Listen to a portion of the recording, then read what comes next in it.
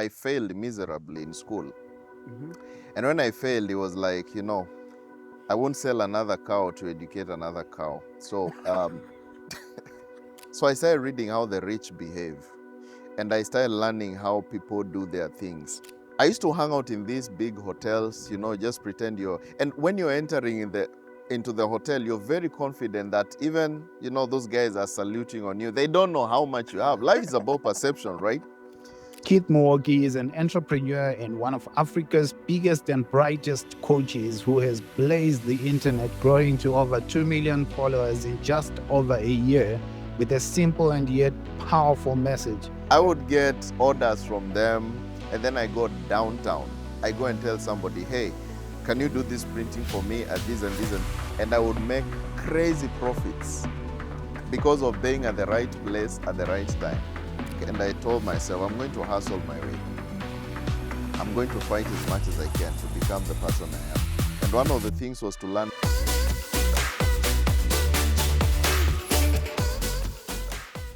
Thank you.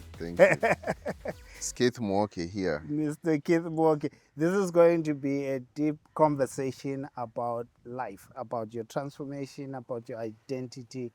Because one thing that I've seen is in Africa especially, we have so many people that are losing hope, so many people that are stressed and anxious about life, so many that have drifted and realizing years later that I'm 40, I'm 45, I'm 50, I didn't build anything of note.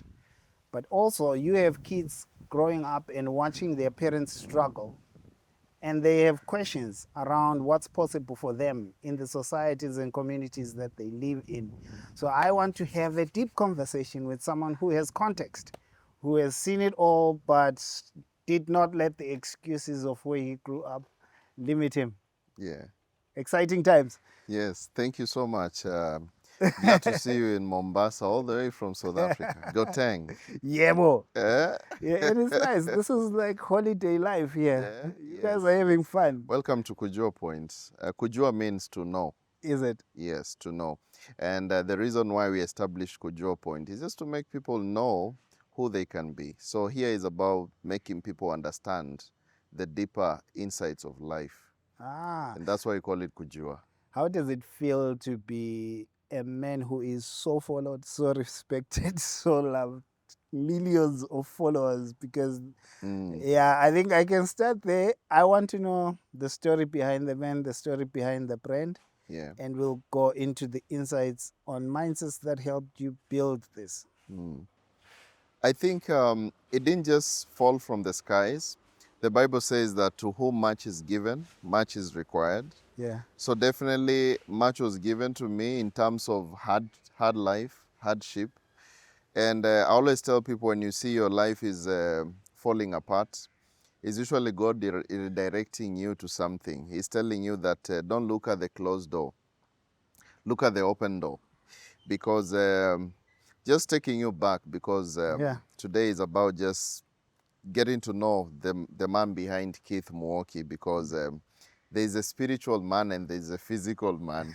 Okay. The physical man is the guy who has come out of the trouble. And the spiritual man is the man who has stood within the time. So okay. I was born and raised in Kenya, in just a small town called Machakos, in a specific place called Tala. Okay. And that's where I've grown all my life. And all through, I was just a normal young man from a normal family. But I've always had something in me which made me question everything. I questioned reality all the time. I remember one day when I was in school, and the religious CRE, we call it CRE here, the teacher came and told us we came from God. God created us. And then the other teacher comes and tells us we evolved from monkeys. So now I was like, teacher, between you and this one, who is saying the truth? Because both of you can be true.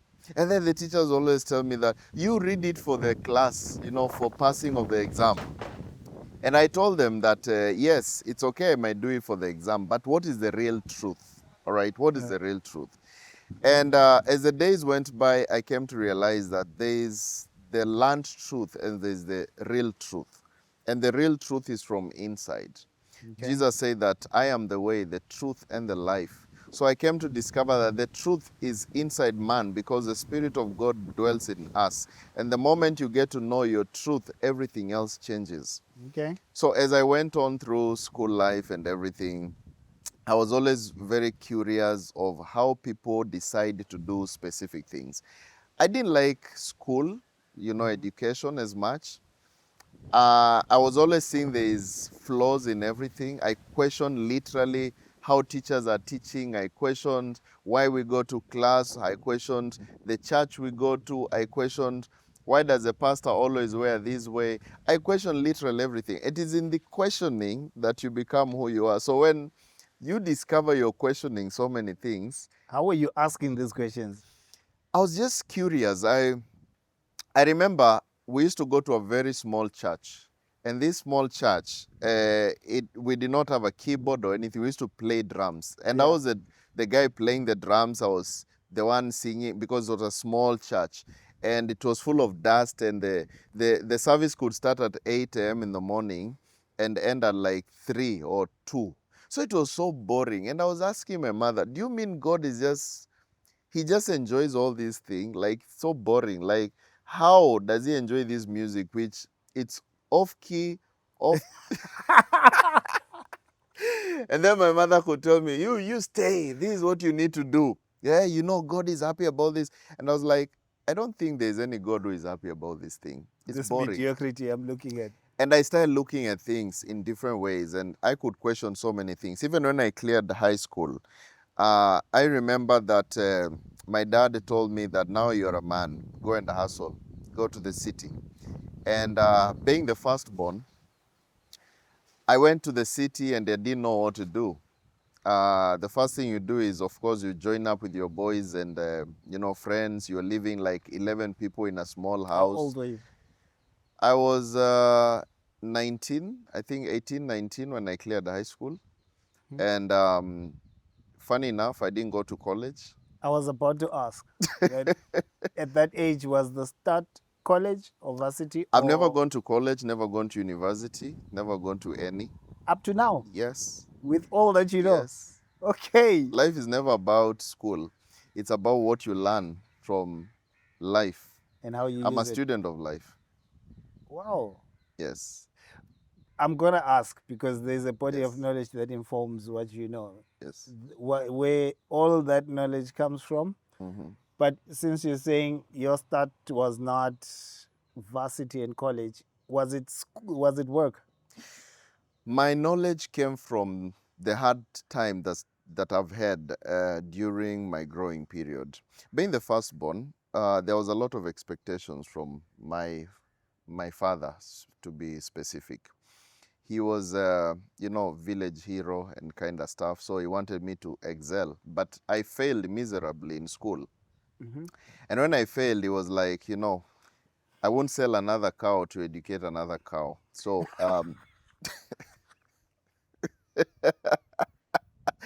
so he dropped me like it's hot. Immediately I cleared high school. I told him, "Oh, will you take me to college?" He That told me, didn't hurt you. "Well, I didn't have a choice. I didn't have a choice." So from that time, I went to the city and I started focusing on my life and trying to figure out how to maneuver. You have no certificate, you have no degree, you have no nothing. You have to figure out your life. And I remember the only thing that my mother gave me behind closed doors, because I remember my dad didn't even want me to have anything, to carry anything. You just go, figure out your life. He gave me a small stove and two cooking pots and a mattress which was half. It's like the way a full mattress like this. He Yeah. gave me a mattress which was half, and he gave me at the fence because my dad didn't want me to pick anything. And that's how I started my life. And I went to the city. I used to stay in I got a small place which I Did used you to. have money to survive? The funny thing of how I survived, it was I had a talent of music. And this was the biggest tussle between me and my dad, because my father didn't want me to sing. He was always like, oh, this singing thing, blah, blah, blah. I want you to become, a doctor, a lawyer and stuff. But those things, I didn't want them. Like I've never liked medicine. I've never liked law. I see all these people like, it's okay, that's their career. But me, I have my own things. I'm more interested in art. So I started hanging out in studios, music studios, hanging out. Just you're there. When somebody is saying, oh, this something, I can always give an idea of something. And so I learned. I learned how people do things. So I used to hang out there. I have not eaten, I have not done anything, but I hang out there. So one of the things which came out is that some musicians will always come who have no vocals, but for me, I could sing.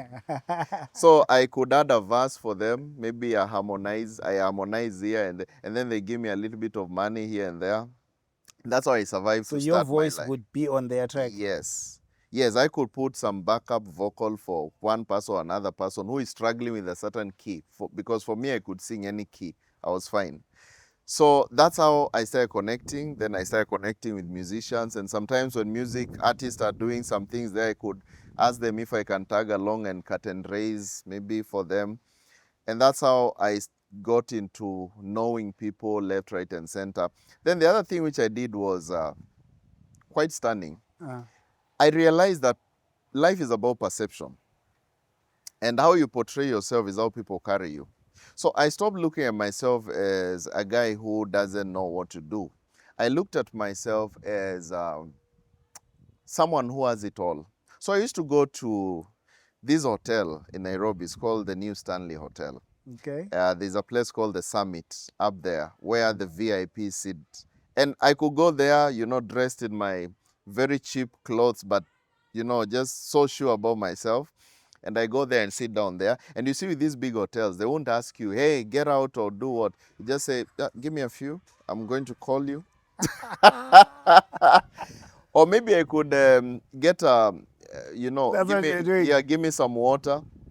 And I would sit there and watch the space and watch how rich people behave, right? And when there's a rich man there and he's telling some jokes, I will always be laughing at their jokes. And within no time, I didn't know how I joined the group. But they didn't know you. They didn't know, because I'm there. Who knows what I'm doing there, right? And I'm reading maybe a newspaper, maybe something. Who knows what you're doing? But you're reading the rich. So I started reading how the rich behave. And I started learning how people do their things. And I remember in 2007, when there was elections in Kenya, Yeah.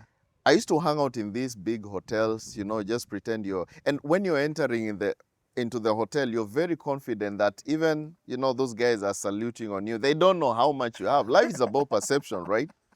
So when I get there, I could hear people speaking about, politicians talking about how they want to print posters and stuff like that. Yeah. And I could say, yeah, a poster, yeah. I have my company in downtown where I do printing of posters and stuff. Oh, you can do this for me? And because you're in their same area with them, they'll believe you have a factory.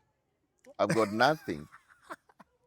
So what I would do is that I would I would get orders from them, and then I go downtown. I go and tell somebody, hey, can you do this printing for me at this and this and this? So I learned the whole art of design, graphic design. I learned how printing is done, and I could take those things to them, and I would make crazy profits because of being at the right place at the right time.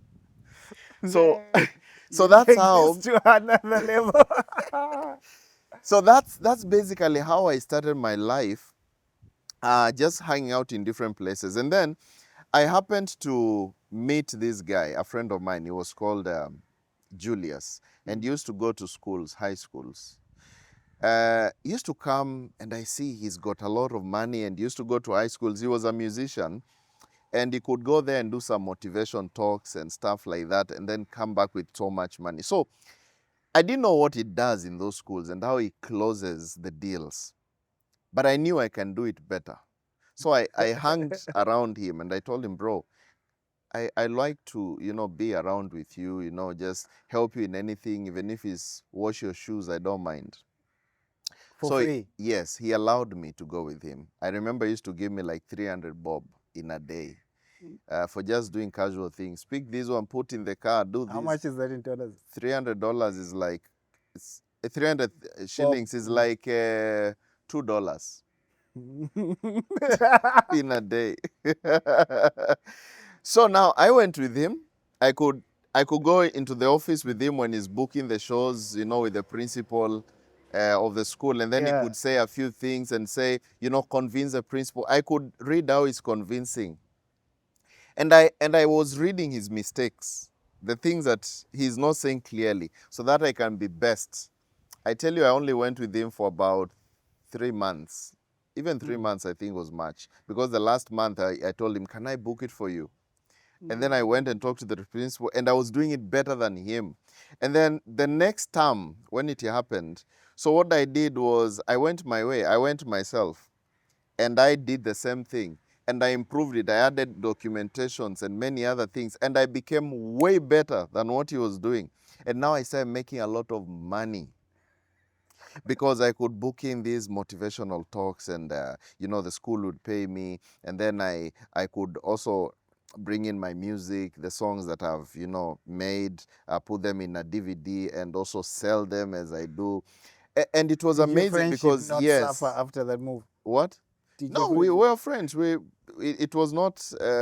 We didn't have any wrangles about that because it's an open market, and he knew I came here to learn. I told him I just want to be under you to learn a few things, and schools are so many. So I happened to make a lot of money. I've been to more than 5,000 schools. Jeez. In Kenya, in Tanzania, in Uganda, talking to students. I graduated from talking to students to talking to parents, talking to teachers, and that's where my expertise really became so concrete, speaking to these people. Because anytime I'm speaking to people, I have to learn. I have to study what to speak. I have to improve myself. So I learned, I studied so many books. I studied in a professor level to understand how to speak to all these people. So for you, it's not pain in your past that helped you understand human behavior and relationships at a deeper level. It's just resourcefulness. I would say if my dad did not do what he did and let me go out there and be a man, I think I'll just be employed somewhere, earning some salary, not knowing what to do with my life. But because he told me it's about time, go out there, be the man, go fight for yourself. I'm not going to give you a penny, I'll not do anything for you. Go and be a man, right? Would you do that to your child? I wouldn't. I wouldn't. It's a tough thing. It's a tough thing. Actually, the biggest nail on the coffin, the day that I knew that I'm alone in this world, when I was going to those schools, my biggest challenge was the means of transport. So I used to hire a car. You hire a car about 2,500 or 2,000 shillings, which is about, how much is 2,000, Bob? Maybe 15, is it 1,500 or $1,600? How much is 2,000, Bob? Maybe $15. $15, yes. So I used to hire a car every day to go to schools and do all that. But it was very expensive because you're doing it every day. So I told my dad, since he was doing some, businesses and he could be of help, I talked to him and I told him, Dad, could you help me maybe put some funds together for me? I buy, even if it's a second-hand car, I go with it, just a small, simple car, and then I pay you back slowly. My dad told me, oh, that's a good idea. You can go and look for it, and when you get the car, let me know. And of course, put in some chunk of money into this, and I'll clear the balance, then you'll give me the money back. That was a good arrangement. So I went and looked for the car, and I had a good amount of money. I don't know if I had 100K or how much, maybe in Kenyan money. So when I got the car, I actually found a better car. It was a Toyota Surf. Okay. And I told my dad, Dad, I found the car. So we went with him to the yard. We saw the car, and he told me, do this. You give a little bit of deposit that you've got. Then I'm going to clear the amount of money and call you to come and pick the car. It was wonderful. But my friend, so I went to schools and I continued doing my thing in hopes that I'm going to get the car. Shock on me. My brother called me, younger brother. He told me, hey, dad came home with a very big car. I'm like, okay, it must be my car, or maybe has it planned to surprise me? So I called him and I told him, Dad, I've heard that you've come with a good car. He told me, okay, do this. Just come home. We will talk. So when I came home, he told me, you see, I've calculated and seeing my kind of business and the things that I do, I feel this is a car for me. So you relax. There's another business I'm doing. I'll buy you yours. I was so broken. That is But then heartbreaking, man. I held to the moment, and I knew, because I knew he used to do some contractor business so he would get some money later. Mm. So I knew he will get this for me. So I told my mother, please, when you hear dad has gotten this money, let me know so that I come back so that we finish the remind deal. him. Because even in this car, there was my money. So I went back and continued doing my thing. And my mother is dropped. She told me, today they are being paid. So I came quickly to the city center, Nairobi. I was in Eldoret that day. So I went from Eldoret to Nairobi. I reached there. I called my dad. Of course, my dad will tell me, hey, come, I'm here. So that moment, I caught him red-handed, because that time he was going from M-Pesa to M-Pesa, please deposit this amount of money on this line, put this money on this line. So he had just been paid. It was, bro, you have just been paid. So there's no excuse, no escape. So during that time, he takes me round in the city center. My father is like, follow here, follow there. And we started walking, and we were going somewhere called Upper Hill. And while we were walking, now we're in free, there's nothing distracting us. I told him, Dad, I came because of what you promised me about the car, that you would buy me and then I'll pay you back. My dad looked at me and told me, listen, I have so many things to do and I can't buy the car. And that's period. I looked at him, he was looking at me the way you're looking at me right now. And he told me to my face that there is no car that I'm going to buy. Tears rolled down my eyes. Like I felt some kind of bitterness I've never felt in my life. And I was like, for real, Dad, after I put in some money on the other car, my savings, which are very little, and you picked it, and now you promised me this and you didn't do it. And now you're telling me to my face, you will not get it for me, and I will pay you back. It was just an agreement that, why would you tell me all these things and don't? He told me, no, I have other things that I'm doing. I told myself on that fateful day, I will never focus on any person's money, ever. And that was the last time for me that I've ever asked anyone for any money in my life. That was the last day. Not even friends. I don't borrow from anyone. I don't have any bank loan from any bank.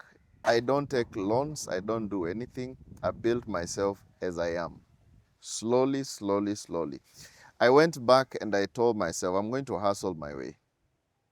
I'm going to fight as much as I can to become the person I am. And one of the things was to learn people's psychology, why people behave the way they behave. So I started learning people psychology, people skills. I started learning how to use emotions, use logic to be able to get to the hearts of people and to get what I want.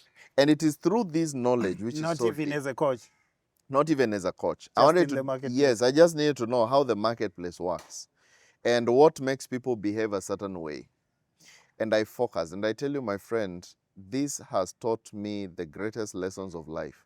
I learned about people. I learned about relationships. That's how I came into the whole area of relationships. I learned how business works and why people make money and why people become broke. I learned about mindset. I learned about the whole thing of spirituality, what it is all about, because I was tired of just being religious and doing nothing. I felt there is much more to life than just going to church. I needed the real thing. I didn't want superficial life. And from these incidents of my dad and how I was raised and how he was very strict, I thank him for one thing. He made me become who I am today. Because without him and without the things that went by, I could be the person that I am. Now I have so many things, I thank God, which have nothing to do with his name. And Okay. and this one was a lesson that I learned. And then now with that, I started reading much more deeper about who runs the world, how the world works, why are people poor and others are rich, why doesn't the world change, what is happening to the world, who is responsible for our problems. I came to realize the problem lies within us. It is in how we look at ourselves. And it is in the traumas that we have carried over the past. If I could have looked at my life and said that I don't have anything that I can do, I could be sitting somewhere crying and complaining about nobody's there to help me.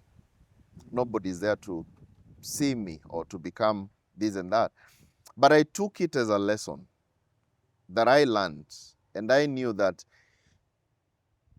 I am a person of my own, and I don't need to be controlled by any person's perception. Brother, I don't live per people's opinions or ideas. I came to realize that opinions are just ego. It is just what Jesus kept on saying, that unless you become like a little child, you will never enter the kingdom of God. What do you think that meant?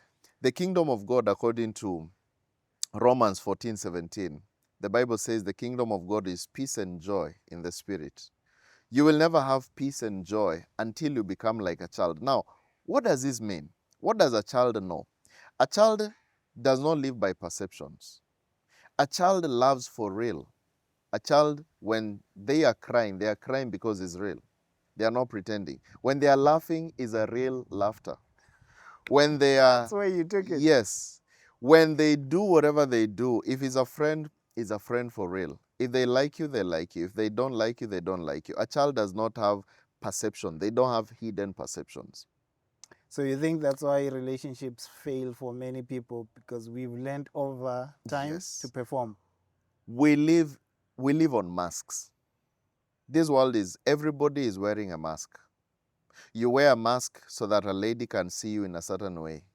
The lady is wearing a mask in order a man can see her in a certain way. In business, you want to pretend to be a certain person. With friends, you want to pretend that you're a certain person. What if you become who exactly you are? People are going to love you for real. When one thing I learned about making money, when I was broke, when my life was really in tatters, I had normal friends, but then some people didn't want to be close to me because, well, I don't have much, and people like where things are, and people like people who look like them. So anybody who was above you in terms of money and about life, they didn't want to associate when you're broke. But the people who are of the same caliber in brokenness, they are fine with you. They're cool with you. They don't have an issue with that. I used to live with my boys and, my friends, and all of us who were broke, and we lived like brothers. We loved each other. We could share a small meal, all of us together. But when life changed, because most of these guys we used to live together, some of them are now celebrities, big people. If I mention some names, most people know them. Like I lived with Busy B, is a big music producer right now in Kenya. I lived with Jay Blessing. He's also a big music producer in Kenya. Wow. I lived with so many. I can mention one by one. Mr. Boo, Dice. I lived with so many guys that have transformed themselves. I lived with Honorable Eli Gore. He's now the member of County Assembly around Ngong. And so many. Were you all progressing all of us, at the same we time? were in the same place. Did you grow and progress at the same time? Not really. We found ourselves together because of the miseries of our lives. Right? We used to stay together because of the problems we had. But it is in this moment, actually the funny thing about how we parted ways, because we started living in that house, it was one of our friends' house. He's the one who hosted us. You know, hey, I have a problem. Okay, I have a problem. Please, okay, come. Oh, by the time we realized we're 11 people living in one bedroom apartment, all right? And how we parted ways, we could not all pay the rent. All of us Whoa. 11. So the Oh, house was bye. closed. The house was closed. So I hope we had they to see this video. You declaring so how broke you are. so after it closed, we were all forced to go and find our way. And now you come back to your senses and you start thinking, beyond this, is there something else I can do? And we started hustling our way. And most of these guys, they have become big in their own ways. Why? Because that experience taught us togetherness, love, how people think, how people associate. And when you go out there, like I remember one of my friends, Eli Gore, who is now a member of County Assembly here in Kenya. One of the things I learned about him is that he just was always telling us, bro, one day I'll be a honorable member. Are you And serious? that time we are seated there sleeping on the floor. And he could tell us that. And we used to call him Mohesh. Mohesh here means, honorable. Oh. Right? And we're on the So floor. you guys started with this? Yeah, because he was Because you always were- used to this. Little did we know that it will come because you manifest what you think you are. Life is about perception and how you connect and what you do. And myself, I told myself that I'm going to be a valuable person in the world. I didn't know how. I didn't know if it's in music. I didn't know it's in this or that. But I knew one day it will be. And another thing I learned now when you make money is that don't tell people how much you have. Please don't. Why? Let people just know you're doing good, but let them never know how much you have. Why? Because people now, relationships tend to be situational. People come to you because they want to get something, not because of who you are. You have less friends. You hear it's lonely at the top. You have less friends. You have less people who really care about you as a person, but they care about what you bring. Relationships And what become they can take. superficial. Yes, they become superficial. Everything is give and take. But when nobody knows how much you have, when you eat and the bill comes there, you put your small money there, another one puts in there, you love mutual love. But if you say, oh, bring me here the bill, I'm the boss. Now everybody will want whatever they can milk and maximize from you. So you're going to feel used. You're going to feel bad. You're going to always feel, why are people doing this to me? So I learned life is about balance. And the best kind of life that you can live is upper middle class. You see, upper middle class, you're just there, the middle class, but slightly upper, above every person. But not up Not there. way. If you're way there, let nobody know you're there. This is why you see the rich. You'll never know their companies. You'll never know what they own. You just see them in political areas, in places and whatever. You'll never know what they own. But these guys are billionaires, right? Because That's what you perception, saw during those times. that is the thing that I saw. Because I remember the moment I started making money, even my friends, some of friends who we were really close, some of them you will see, all of a sudden, they're just having a negative thought or a negative idea about you. Why? Because they want you to remain where we have been. Misery loves company. And when you start pulling yourself, even when you're trying to pull them, some people you're trying to pull, they don't want to be pulled out. They want to remain. It's a question I was having when you were saying there was the 11 of you in one house and the house got too close. That during the times where you would struggle to put a meal together, what were you saying to each other? Because you keep saying they had a powerful identity. They believed that they were going to be something. The beauty of the guys that we lived in that house together is that all of them, they had dreams. But the problem was, there was always something pulling us behind. Social expectations were very high back from our own villages, from where we came from. I remember when I started living with Jay Blessing, for example. He had just come from Congo, I think. He's a Congolese. And where he used to stay, I think he used to stay with Hope Kid, the musician. And I think at that time there were family members who had come to Hope Kids Home and all that. So he called me, he told me, bro, could you host me a little bit, because where I'm staying, there are some more family members and we can't fit. Come over. So when this house was closed, we had to move where? To the house of that other fella. So you see, with boys and friends, friendship can be so tight and so real when both of you are in the same level and you have similar expectations. And the fact that most of us were musicians, we loved singing. We could just sit down and sing our songs and do our things and maybe do one thing to another to survive and things like that. But we all had hope. We knew that one day we would make it. And this hope is the light at the end of the tunnel.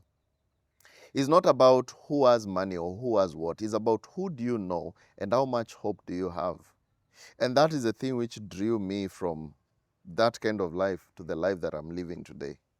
And when I accumulated all this knowledge over the years, going to all these thousands of schools, talking to people online and offline, one of the things which really helped me in business was how I used to talk to principals in schools.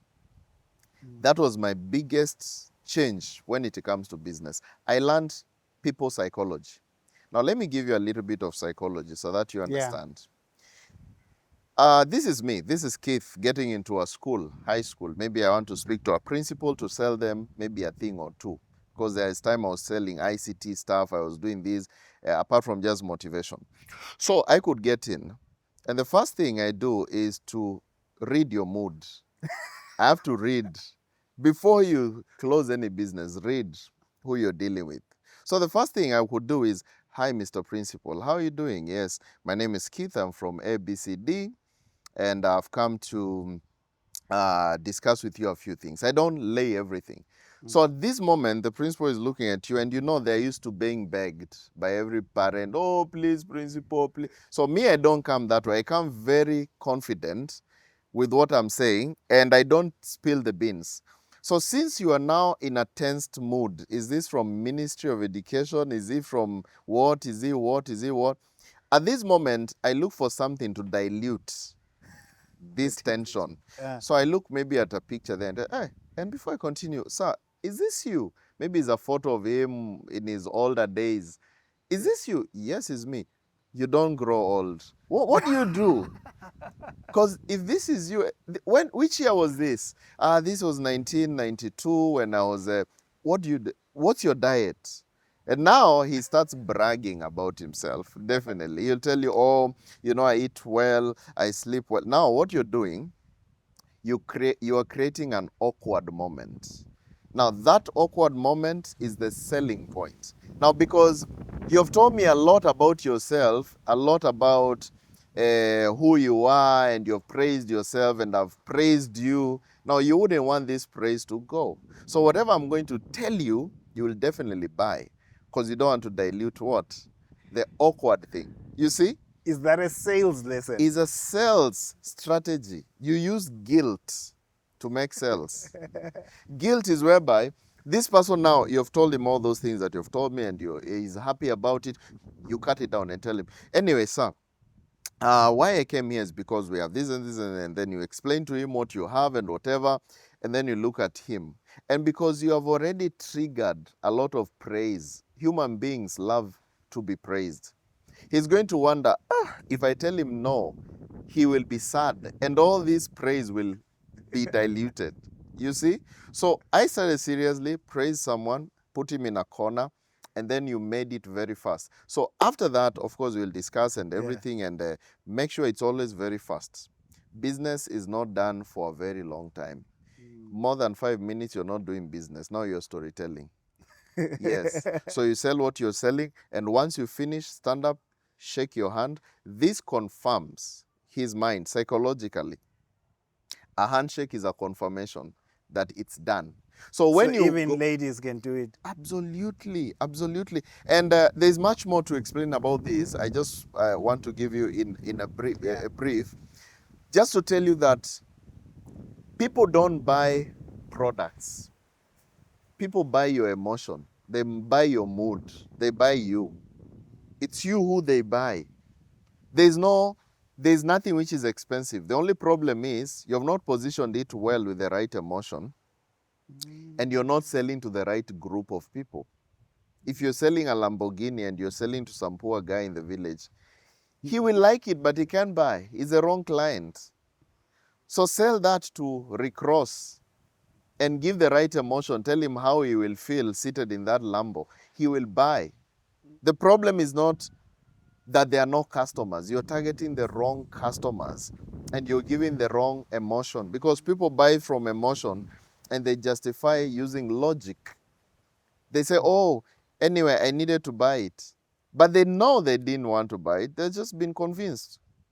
I think I get how you came to be and do what you do, but from your words, Yes. why do you do the things you do now, especially the online education and the transition to building an app?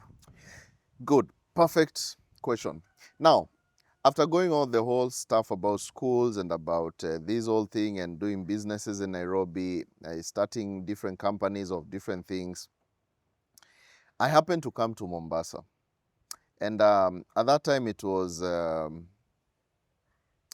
time that I just felt I'm tired of environment and things. I just want to go to a different place, because for me, I don't like things which are the same all the time. I like some change. So when I came to Mombasa, I started business for, Airbnb business and hotel business, and it really went on very well. And I told myself, I want, by the time I reach 35 years, I retire and I just relax and I read my books and just be me. Because at that time I was reading so many things, and I was just feeling like this world is just full of lies of so many things. When you're getting into awakening, you'll always see a lot of things which are not adding up in the world.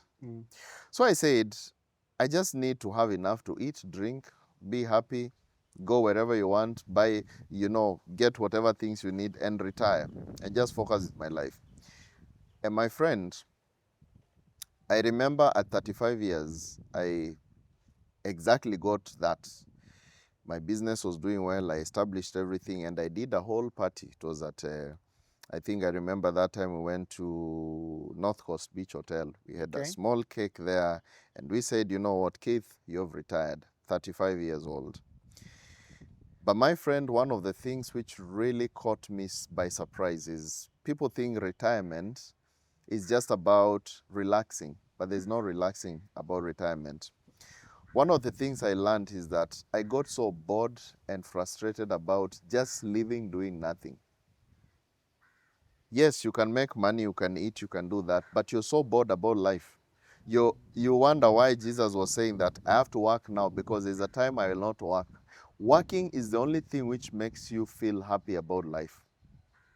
So what happened was, after this did happen, and I retired and I went my way, I sat down and I started discovering patterns. And these patterns were like this.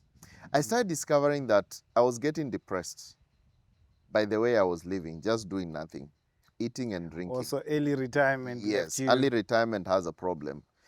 So I asked myself, what can I do to be happy? I went back to myself within and I asked myself, if I am going to do what I do,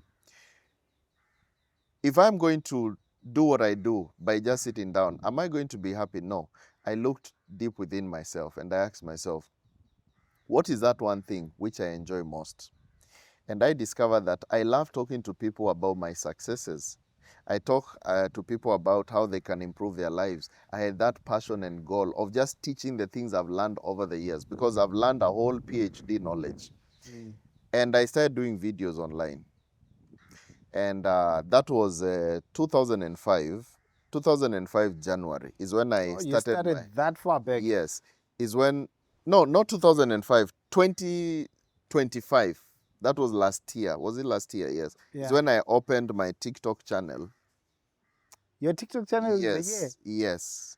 And what? On 1st of January 2025 is when I posted my videos, and I started saying that I'll be posting 2 videos a day just to tell people the things that I've learned over the years so that they can and better their lives. So I started doing these videos, and I told myself, Hold on. yes, I told Just over a year. yes, I told That myself, account with over 2 million. yes, I told myself by August of 2025, I'm going to do my first event whereby I'm going to dispense my wisdom to the public in a public arena. And I told myself that time I'll be having 1 million followers. And I put it in my mind. That time I have 30 followers. But let me tell you, consistency is key. And whatever you believe, you achieve. By August 8th is when I did my first ever function or public event. I did it at Movenpick Hotel in Nairobi. And I had 1 million followers. How did it happen? Jeez. God knows. It just happened. So you don't, when you reflect, what would you say is the reason so The reason many is people because follow you? I spoke it from the heart. I remember one of my biggest videos that went so viral was a video I was in my farm. And I was just speaking and saying that a thing that I've realized is that the more money you make, the more the eaters. And life is about things which happen in very weird way. Just live your life. Don't live to be seen and don't live to please. Just be yourself. The more money you're making, outside the plate, the food that you eat, outside the clothes you wear, outside the bed you wear, you're doing it for people. Yeah. And there is no happiness about that because it's just people pleasing. You live your life. And I was just speaking on my farm. I was just saying, I didn't have much in my mind. That video blew into millions of views. And then I started storytelling, telling people experiences and more experiences and more experiences of the things that I've learned and about business, about relationships. I started talking about these things that I've learned over the years through my experiences, through teaching people in the 16 years that I've been to schools and high schools and stuff. Motivating the kids. Yes, motivating people. I was not doing it for money. I was doing it because I've retired and I'm looking for something to just encourage the public out of the knowledge that I've done. My friend, it blew up because people were feeling this guy is speaking from the heart. Sometimes I could give people experiences and people say, this is me. This is what happens. So I was not doing like a script, the way people read a script and they are making content. No. I was telling people realistic things for realistic people, which have happened to me as a person. And that is the thing which made it blow so big because people connect. We are energy and energies connect. When I'm giving you my story, you will feel it if there's a point in you which has also been triggered. And this is how life works. And it grew up from one thing to the other. And then I had to open a whole new company and start again to working, something which I had thought I had stopped. And I'm so happy about this because I look at life right now. I look at how people have been transformed. I look at the lives that I've touched. I look at millions of people that are always on or watching my videos. Every day I get almost 1,000 messages from people. Almost 1,000 messages from people, left, right, and center. All right? So I get all these things, not because of anything, but because people just feel that they want to learn a thing or two. Not because I'm smart than everybody else, but I believe when you offer what you can be able to offer, and you offer it in the best way possible, and you do it the way things are supposed to be, people will always come to you. And about the whole thing of relationships, I sat down and started reading about relationships. Why do people part? Why do people hate each other? Why do couples fight? And what is the main problem about this? I came to realize that the biggest problem that people have is ego. And every person is always trying to fight something. Is always trying to say that I can be better than this and that. And it is not about being better. Relationships is about the more you give, the more you receive. If you want someone to show you love, give them love. Because these emotions are replicated. There's only one person in this world, and that one person is you. And every other person is a copy of you. Okay. What would you say to someone who says, I'm starting over in life?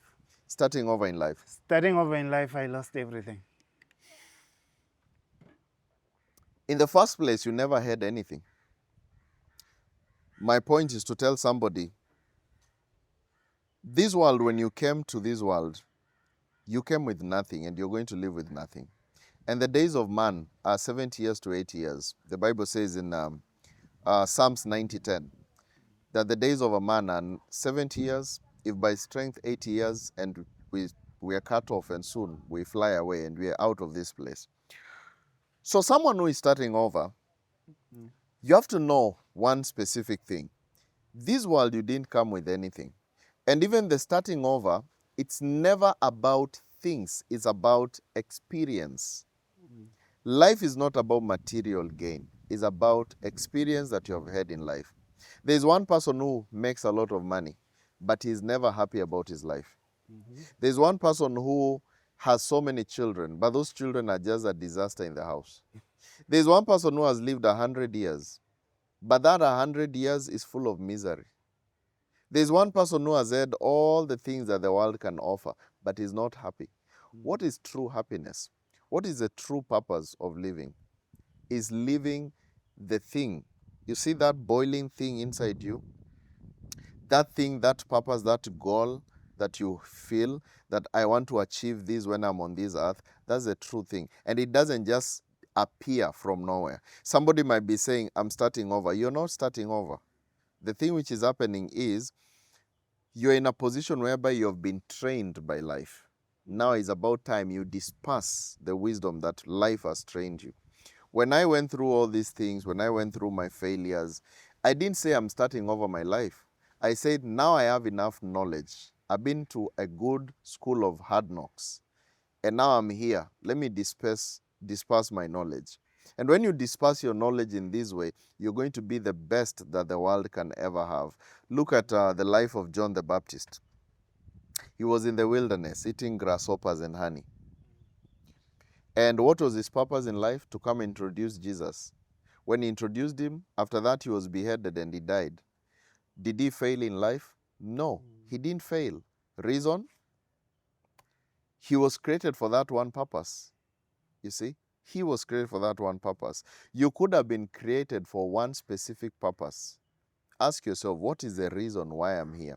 Maybe you went through relationship tussles, business problems, life issues, so that you may teach someone else how to be better in their lives. So there's never nothing about starting over. It is just lesson learned, come and teach.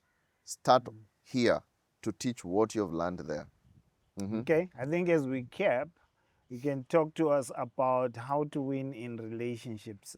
A summary, I know you have thousands of videos on this. Yes.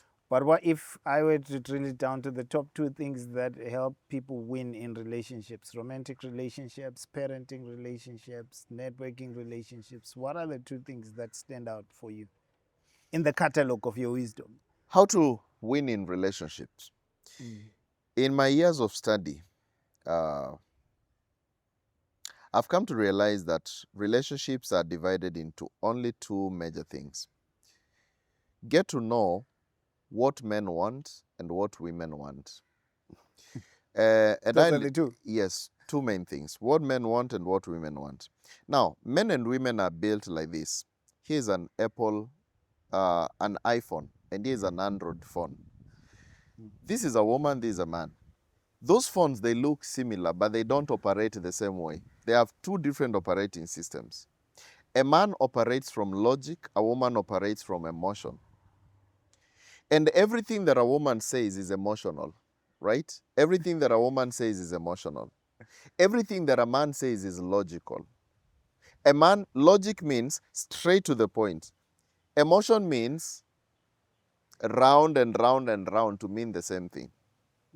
Now, if you want to deal with an issue with a woman, get into her emotional place. Get to know, how does she feel? When your woman will come and tell you, somebody abused me at work, she does not want a solution. She wants you to get into her space and you feel it with her. Oh, I'm so sorry. So what will we do? That is more important to her than a solution. But for a man, when he tells you somebody did this and this to me, he wants a solution He wants you to come up with an idea of how you can resolve this and that. He doesn't want what? A feeling. Again, I'll put it like this. If men are focused on logic, what is logic? Men want very specific things. Their logical mind has the power, has masculinity, has thinking, right? So what do they want in exchange? They want what they don't have, your emotion as a lady. So you as a lady, when you try to be masculine, you're giving me what I have. I don't want your masculinity. I have it, right? So as a lady, what do you need to give to a man? Because the problem we have in society today, women are giving men what they don't want, all right? So what do men want from women? They only want two things. They need emotion from the physical angle and emotion from the spiritual angle. Emotion from the physical angle is what we call how people look at you, how people perceive you. If you're a woman there, what do people say? How do you deal with other people? What do people say you are? Your physical personality. How do you deal with waiters? How do people say about you in the village? That's the physical side. And as well, another thing in the physical side is beauty. Your beauty, how you look like, how you dress, maybe your physique, how you look and stuff like that. And also intimacy and stuff like that, the physical emotion. Then you have the spiritual emotion. Spiritual emotion is everything that we call the fruits of the spirit. The joy in you. When a man sees you're joyful, he feels nice. When he sees you're peaceful, he feels nice. When he sees you're kind, he feels nice. When he sees that you're faithfulness, he feels nice. Faithfulness. He sees all this love, this joy, the fruits of the Holy Spirit. That is exactly what the man wants from you as a lady. But most ladies don't have this. They want to fight the physical side. They want to show love from a man's perspective. Now, how do men show love to women? Men show love to women not through these things, but through expression of sacrifice. Men show love by sacrificing to their women. You see, men are created in the image of who? God. How did God show us love? Did he say, humans, I love you? No. He showed us by sacrificing, right? So sacrifice is everything. And how do men sacrifice? They sacrifice their time, energy, and attention. What is energy? Money. They can provide for you. They can be there for you. They'll protect you. They'll be there for you in all sorts of ways. But men might not give you the emotion that you need. A man may not tell you, I love you 1,000 times. It's a lie. Men don't know how to say, I love you in words. They know it by action. So when you understand these dynamics, then relationships become very beautiful because every person stands on their lane. I get it at a general level. Yes. How do you factor differences in personalities in there? Because there will be men who've got more femininity in them and women who've got, because I meet, I'm sure you have too, women who through life and through building, Yes. have built so much that there are very few men that have a capacity to handle conversations with them sometimes. Now you see, when you And see the other way around. yes, when you see a man has a lot of femininity or a woman has a lot of masculinity, it's based on ego. What is ego? Ego is the things that you have learned over the years. Ego is equal to trauma. So you've been, let's say you're a man raised by a single mother. Obvious, you love feminine traits. In what way? You're definitely going to be in a position whereby you will focus much more in the things that you learned from your mother. She was soft, caring, loving. She used to smile, laugh in this way. She didn't want trouble. But what if you're raised with your father there? You'll see your father endangering himself, going on top of roofs, going to fight this, do that. So you love masculinity within yourself, right? So this one happens on the basis of how you've been raised. If it's a lady who has been raised by a single parent, let's say the same thing, single mother, how is that lady going to behave? When she's grown up, she's going to know that a man cannot tell me anything. I've seen my mother taking care of the family, building, doing everything that he can be able to do, and stuff like that. So when you look at it in this way, I would say that these are basically traumas, and these traumas that we've got, they are there in life, and how you've been raised matters a lot. So you just need to sit down and ask yourself, in these traumas, what have I learned? Do I use them as a lesson, or do I use them as something which is going to drive my life? So you rebuild from that, and when you rebuild from that, I think life becomes very easy. And that's why even in my coaching, my private coaching, I always tell people, guys, please, if you have been raised from a broken family, whether single father or single mother or broken family, know that there are traumas you have to deal with. Otherwise, you will always have tussles in relationship, because if he's a man raised without a father, he's trying to become the father who has never been there. So he's going to become commanding. He will command his wife. He'll command so much because he wants to take authority, which is never so. And what happens to the wife? She will wonder, why are you behaving like this? So she will think she's hated, right? And vice versa. So if it's a lady who has been raised without a father, she'll be looking for a father in every man. And she is going to do what? She will want this man to man up too much. And that's where the problem comes in. So there will always be tussles. Wonderful. Yes. Last question. What problem were you solving when you built your app? The Kujuana. Yeah. Kujuana.com, I built it for one specific reason. I looked at people, and people focus more so on the faces, the chemistry. But I told myself, this chemistry is not helping the society. Because if I scroll some faces and I see this face, that face, this face, I don't know that person. I can see they are beautiful, but that is not their personality. That is not who they are. I'm basically looking at the outward appearance. I'm not looking at the heart. So I said, Kujuana is going to be more of personality than the faces. Because when you go to kujuana.com, for example, looking for a partner, the first thing that you're going to see is people's personality, what they like, what they don't like, the kind of person they're looking for, what they can accept, what they cannot accept, their own personality, what they like. You will not see their faces. Their faces are blurred and their numbers are blurred. So once you read this and you're okay with it, you send a request.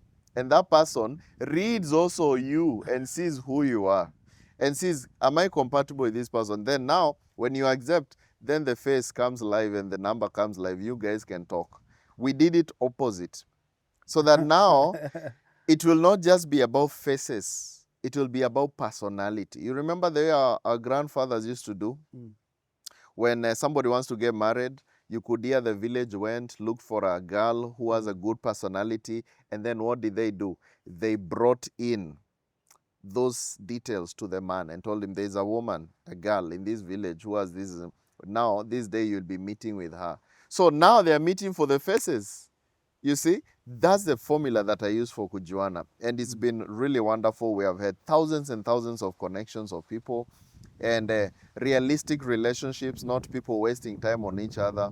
And many, many ladies who are single, they've been able to get partners. Men also who are tired of relationships, that all women are liars and they are cheating.